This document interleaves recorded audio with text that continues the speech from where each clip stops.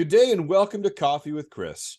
You may recognize my guest for her performance in Murder in Amish Country, Her Choice, Dead Space, An Unexpected Killer, I, Terrorist, The Taste of Blood, Martyrs, The Chronicle of Blood, The Emotional Terrorist, or J Money. You may even recognize her as she was featured in The Grand Magazine, Roar Magazine, Wedding Bells, Canada's Prettiest Wedding Cakes, Screen Anarchy, and even Sexy and Wealthy in Heels. However, if you're wondering why Jen Scott sounds familiar, it might be because you've taken a tutorial from her or ordered from Yummy Treats by Jen. Please welcome actor, writer, producer, owner of Country Girl Productions, and founder of the Lakota Project to help tackle world hunger, a Jen of all trades, Jen Scott. Welcome, Jen, and thank you for your time. Yeah, for sure. I'm glad to be here. Thanks for having me. Listen, I mean, not many people know, I'm going to mess up my own order here, but the Lakota Project. What is the Lakota Project? I mean, you're helping tackle world hunger. How can people get involved? Where can we learn more about that? So far we are in the building stage of it. So we're in phase one.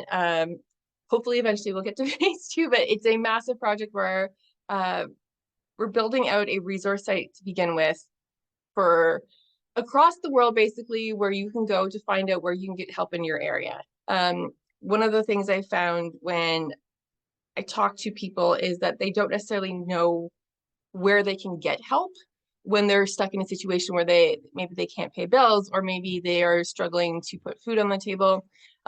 So we're doing the legwork for everyone, where we're finding out within their specific area in the world where they can go to get assistance with these things.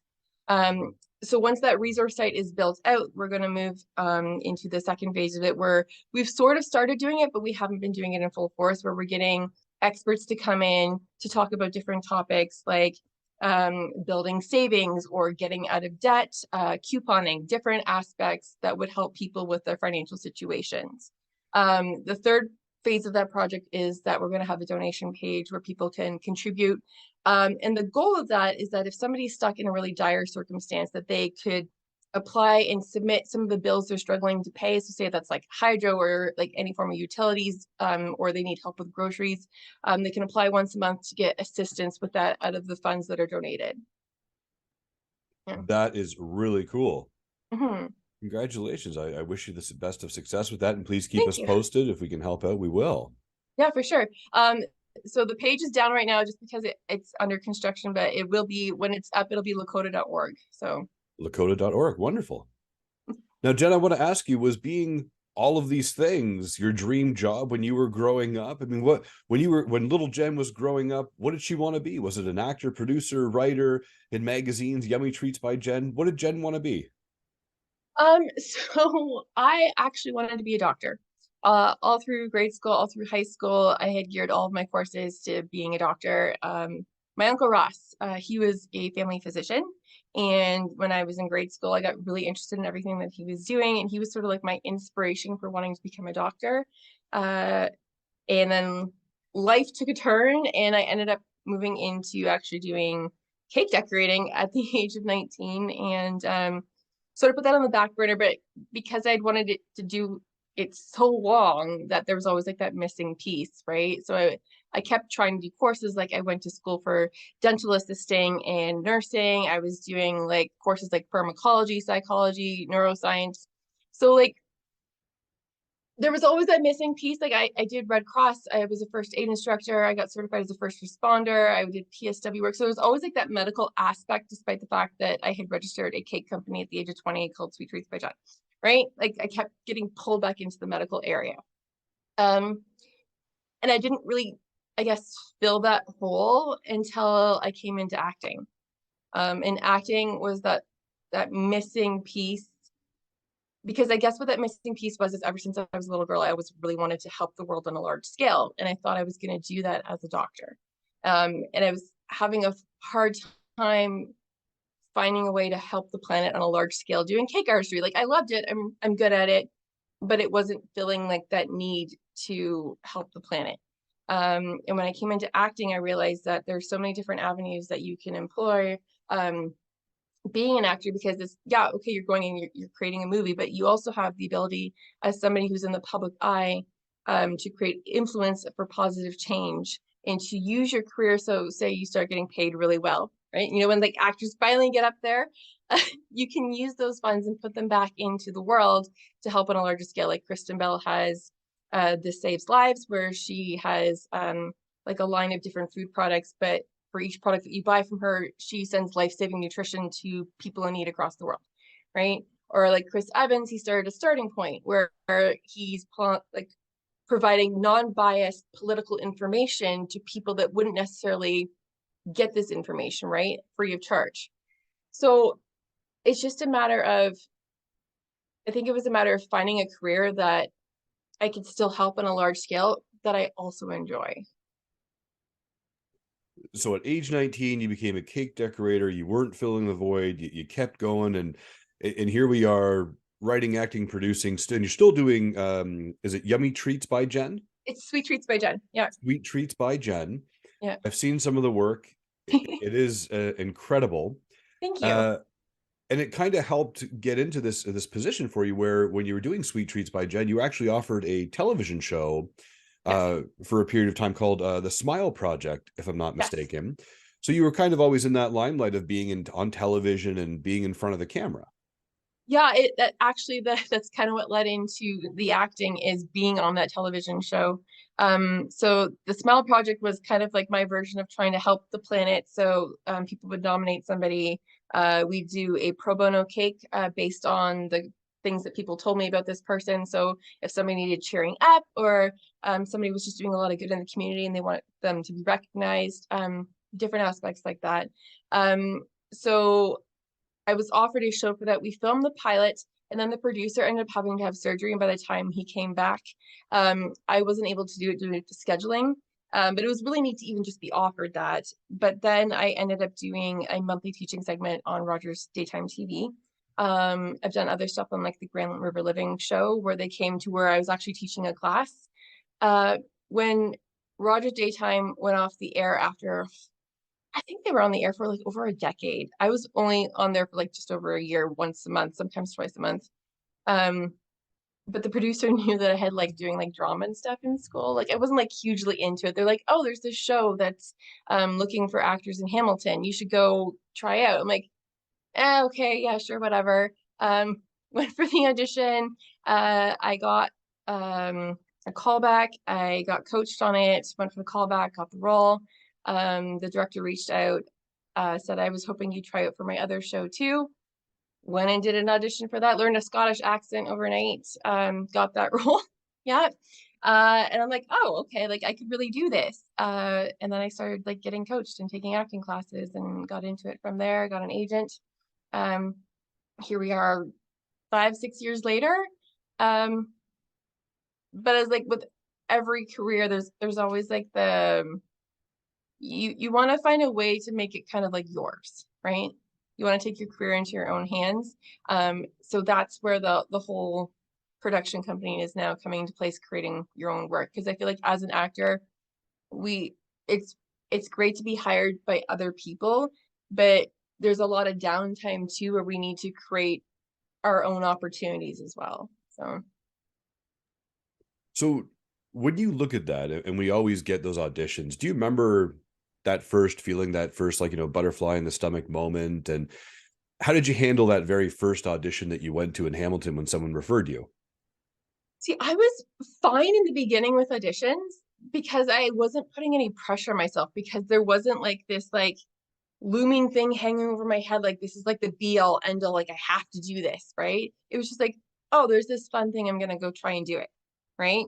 It wasn't until like I got into it and got really invested in it that the butterflies started to happen. Like, oh, now there's pressure, right? Like we start to put that pressure on ourselves because this is now something that we really want to do, and like this person's holding our fate in their hands.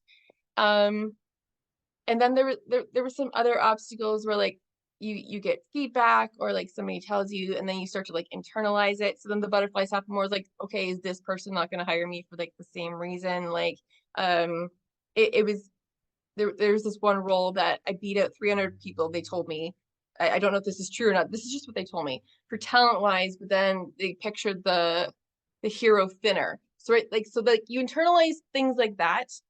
But then if you do enough of the mindset work, then you start leaving it. So you go in for the audition, then you leave it alone. Like you did the best that you could, you leave it alone. The butterflies stop, right? Because when you stop putting that pressure on yourself and you just go in and you have fun and you do the work and then you just leave it on the table, whatever's going to happen is going to happen, because there could be a million reasons why you don't get a role. And it could be as you remind the producer of their ex, right? Like there's like so many different reasons. You start to actually have fun with it, right? So it's good to have butterflies because butterflies tell you that there's something to lose, but it's also good to not have butterflies, because when you're putting that much pressure on yourself in an industry where rejection happens more times in a week than most people get in a year, you need to learn how to walk in, do the work, and leave it, right? And you'll hear like people like Bryan Cranston. Bryan Cranston has come out and said that, right? Like you do your best work and then you leave it there, right?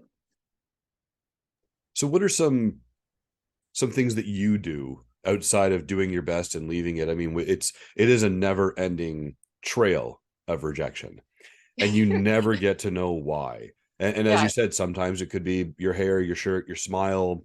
Mm. With a Tuesday and they were having a bad day.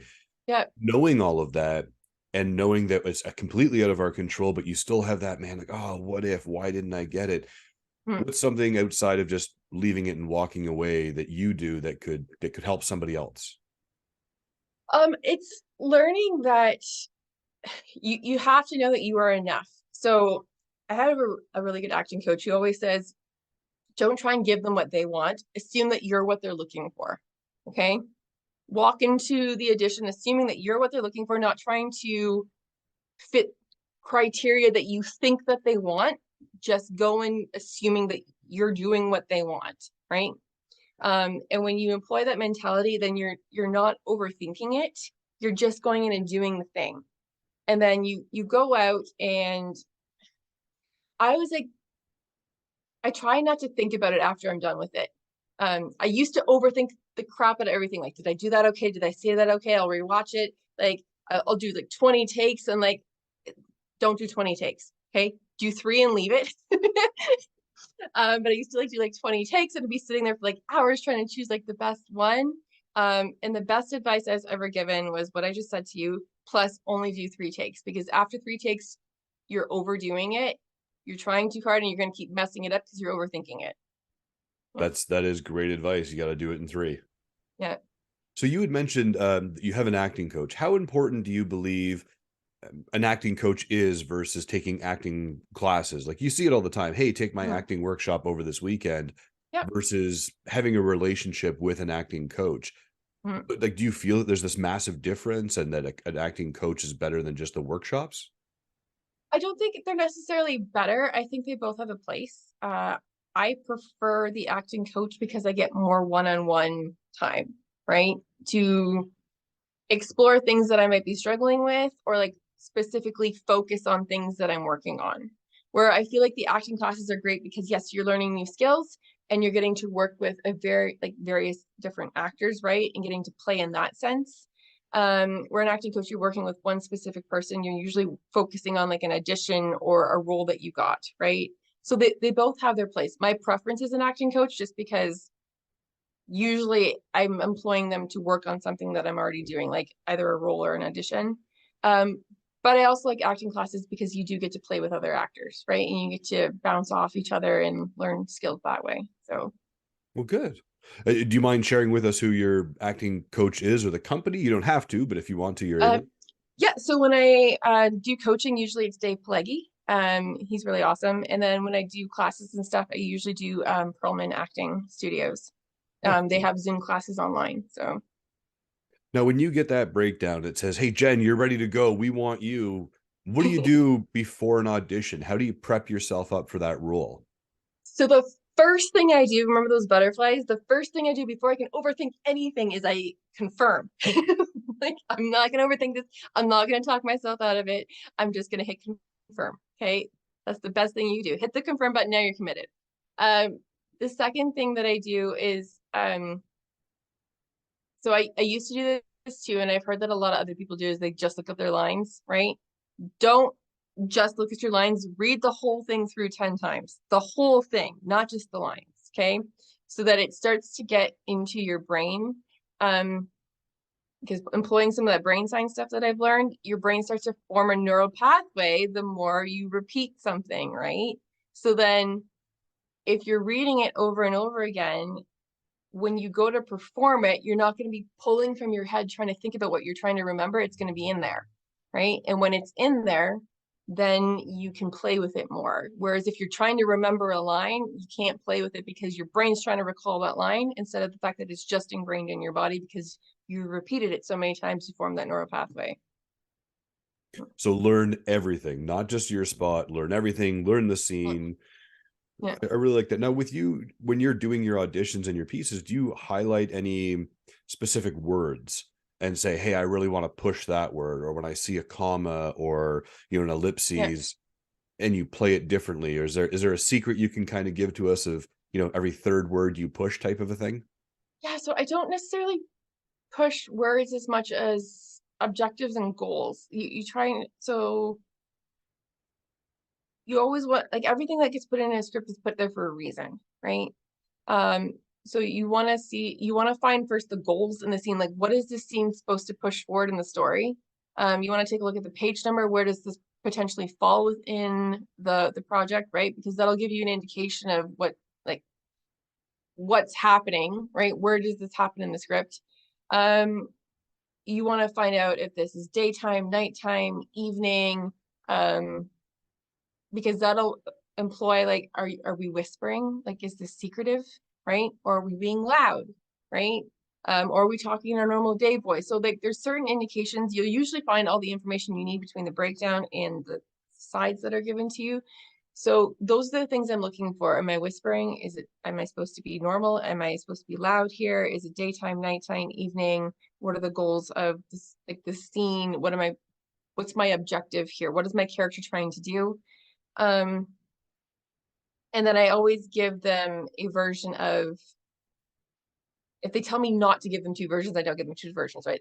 I only give them one. But if they don't specifically say only give me one version, then I give them a version of what would be like my gut reaction to doing the scene.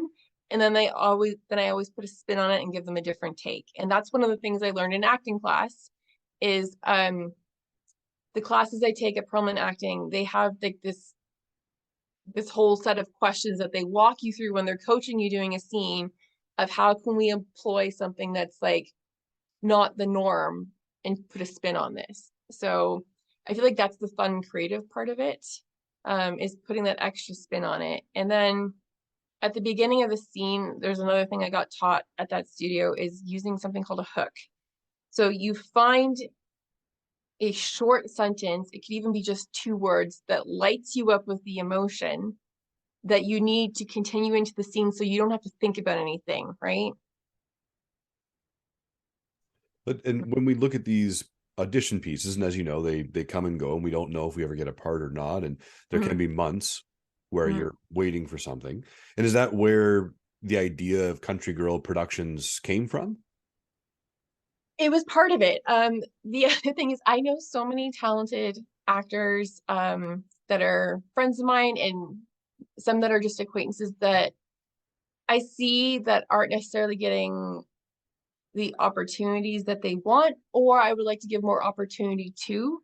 So that's why I created Country Girl Productions, because I wanted to give more opportunities to my incredibly talented friends and acquaintances and new people that I keep meeting that might not get the chance or deserve more chances in the industry. So I created a production company, and I'm really enjoying the process of learning all the different aspects of production. It can be stressful, I'm not gonna lie, okay? It's not like, oh, it's just like a walk in the park, we should just all go do this. Okay. But at the same time, learning, I feel like it makes me a better actor too, learning the different aspects of production, and seeing all sides of it, right? Understanding everyone's different roles, and what goes into a project. Now, with Country Girl Productions, you actually have a new project that's being released in 2024, Mhm. Trickle and Flow, for those who don't know. Yes. Can you shed some light on what we can expect from Trickle and Flow? Who's in it? What's the movie about? Mhm. Nothing crazy that makes us not want to go see it in theater, of course, but enough to keep us engaged. It says, I can't wait for this to come out. Yeah, so Trickle and Flow, it's like a cross between Hawaii Five-O, Lethal Weapon the series, and maybe like some Veronica Mars thrown in there. Okay. Um, it's about two private eyes that were formerly detectives that end up forming a private investigator companies together. They start wreaking a little havoc on the town. They keep getting in trouble, and Riley, my character, has been somehow put in charge of these two while they're private investigators to keep them under wraps. They keep giving her a hard time to the point where the chief ends up giving them an ultimatum stating, either you come back and actually work as detectives because the stuff that you're doing is only legal for law enforcement, or you get to go like hang out in jail. And then Riley gets put in charge of this task force that they also get put onto with some other really incredibly talented people. We have people like Taz Garcia attached, John Thomas Gauthier, Alicia Pelche, Janet McMorney, Andrew Meikle. I know I'm going to forget people. There's like a cast of 30. But we have such incredibly talented individuals on here. Marcel Young, Billy Marialis, Michael K. Haskins, or some others involved, Alicia Ryan, Chloe Madison. So I would like to say that it's a stacked cast because I feel like all these people are incredibly talented, and not just incredibly talented individuals, but incredible human beings on top of it. Um, I would like to say that we have one of the best cast that I've ever seen, not just because they're talented individuals, but because they're also incredibly human beings. Chai Valadares and Adrian Edwards are two other people. I know I've forgotten. Like I said, we have a cast of 30, so if I've like forgotten to say your name, I apologize. But they're all so incredibly talented, and they're all such incredible humans. If you go see it for nothing else, go see it for that. But it's going to be 8 episodes, season 1 to start. It's an action series. We've got the drama in there, and then we've got the comedic aspect, right, for that comic relief. So That's amazing. I'm excited to see this. thank you. Now, with Country Girl Productions, not many production houses, as you know, accept unsolicited scripts. If there's any writers out there or people who have scripts that say, geez, I just need a chance to pitch this and get some feedback or have an opportunity, can they go to Country Girl Productions and say, hey, Jen, will you give this a look and tell me what you think? Yeah, for sure. So I've had one person approach me about their short film, asking if I'd be interested in producing it, and I'm always interested in helping out in any way I can. So if you have something and you want to have a discussion, I'm always open to it. And if I, for some reason, can't help you, I can always put you in touch with anyone that can help you. So That's amazing. hmm. I have a couple of hard questions for you coming up here, Jen. Um, so what would you say people tend to misunderstand about you the most? I, honestly, my age and the fact that I have 5 children.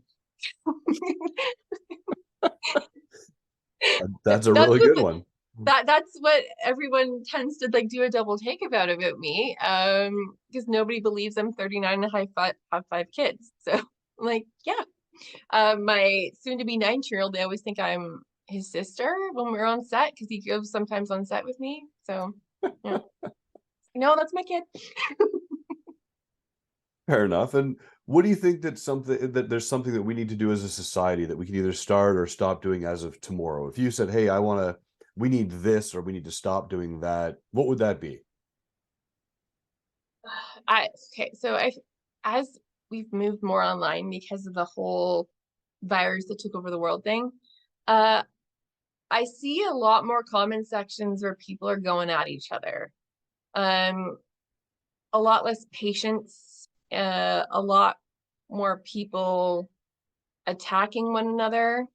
And I feel like this whole cancel culture is a virus on its own. Where instead of, I get people need consequences. Okay. I'm not saying nobody needs consequence here if they do something dumb. Okay. Yes, employ consequences, but the whole like just canceling somebody out when they maybe have done some, when they've maybe made a mistake,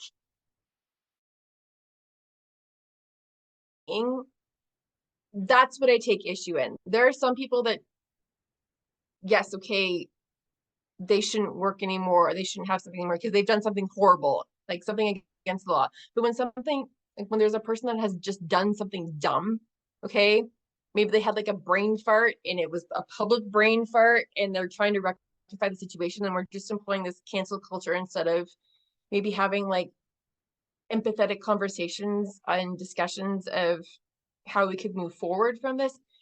That's what I feel like as a society we need to work on. Understanding that people come from different beliefs and backgrounds, and people are a product of their environment.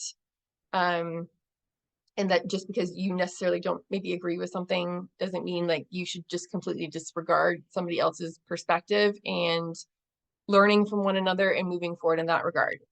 I know somebody's going to take this and be like, oh my gosh, Jen just said that. Like, I'm not saying like the people that are doing the bad things, let's just like forgive them. That's not what I'm saying. I'm saying like when people make honest mistakes, instead of canceling them out, let them rectify the situation, have their actions speak for them, instead of just like saying, no, you're done, right? Because everybody makes mistakes, right? That's what makes us human beings. That's how we learn. So. No, I appreciate that insight. Thank you. And where can people learn more about Jen Scott? I have a website. So they can go to realjenscott.com. It's my website. Instagram is also usually the place that you'll find me the most online. So it's the Real Jen Scott on Instagram as well. I do have a YouTube channel and a TikTok and a Twitter. I'm not on them much, but there is content on them. So like if you need backups, if that's not enough, you can go there. And are you still doing Sweet Treats by Jen? I am, yeah. So I don't have a website for that because I've 95% of my orders come in through Facebook. So you can go to facebook.com sweettreatsbyjen.ca if you want to check out my cake stuff. So fabulous. And the last question I have for you, Jen, and thank you so much again for your time today, is what makes Jen Scott smile? Smile. Seeing other people succeed and helping other people. Honestly, like that is like my that makes my day. I have this like quote in my room. It says HOPE, and it's an acronym for help one person every day.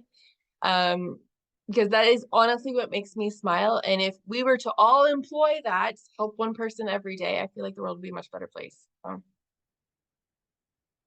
That is absolutely amazing. I love that. Help one person every day. That's fabulous. That's all the time I've had for you today here, Jen. I really appreciate you joining me on Coffee with Chris. Everybody out there, remember to smile to inspire and have a fantastic day.